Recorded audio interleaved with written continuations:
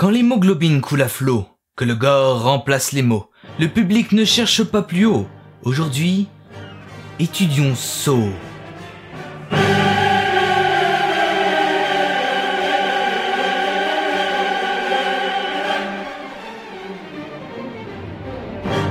Quand nous cherchons à parler de la saga Saw à une personne relativement peu futée, elle va souvent vous résumer l'histoire par « Non mais de toute façon, les films Saw, ce sont des films gore sans intérêt, c'est n'importe quoi !» Ce à quoi je lui réponds en lui lacérant la gorge à coups de feuilles de boucher « Tu vas mourir sans connaître le véritable potentiel de Saw. » Mais pour le moment, je suis avec vous, pour vous donner une autre vision de cette saga trop souvent sous-estimée. Saw est une série de 7 films débutée en 2004 et arrêtée en 2010. Pour l'instant, vu que les producteurs sont avides de fric et désirent sucer le potentiel de cette franchise pour ne sortir que de la poussière.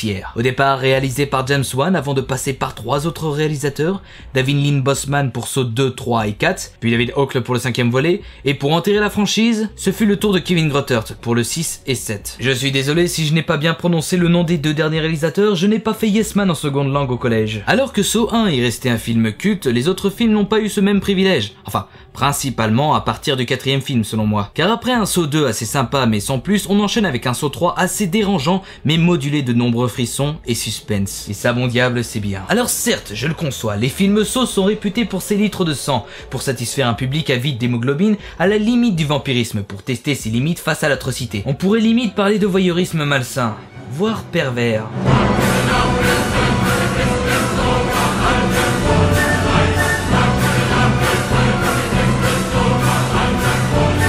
Désolé, je me suis emporté. Cependant, Saw c'est aussi une enquête policière entourant l'entité de Jigsaw, le tueur au puzzle. Tous les films nous révèlent peu à peu les objectifs de ce tueur, ses motivations, ses complices, ses plans, car le vrai et l'unique Jigsaw a un coup d'avance sur les policiers qui le poursuivent, mais aussi envers ses complices. Rien n'est laissé au hasard. Jigsaw est tellement en avance face à tout le monde qu'à partir de Saw 3, John, le Jigsaw, meurt violemment. Malgré tout, l'œuvre du tueur au puzzle continue d'une même intensité et d'une même philosophie, grâce à un nouveau tueur, élève de John. Et même si le nouveau pense avoir le contrôle, l'ancien a tout prévu avant sa mort pour éviter le débordement. Dès le début, nous apprenons même que les victimes sélectionnées ne se font pas tuer directement par Jigsaw, il leur laisse la possibilité d'échapper à la mort. Encore faut-il qu'ils aient vraiment envie de vivre pour survivre. En parlant des victimes, ils ne sont pas choisis au hasard. Ils sont tous intimement liés à John, et intimement liés à eux aussi. C'est notamment dans Saw 5 que j'ai aimé l'ironie du lien qui unissait les victimes et la résolution des puzzles. Et de toutes les énigmes morbides, c'est bien celle du 5 que je préfère, car au final, on se rend compte que tous les pièges auraient pu être résolus avec les 5 personnes présentes dans la pièce de départ,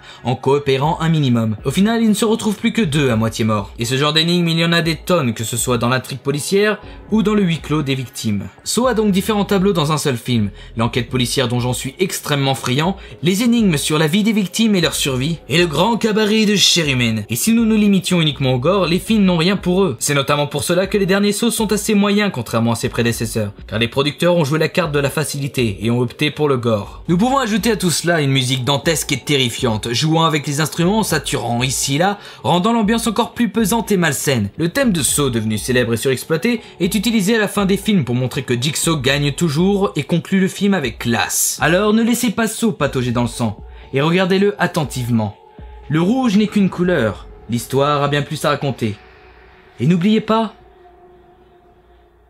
ne sous-estimons pas l'horreur. Game over.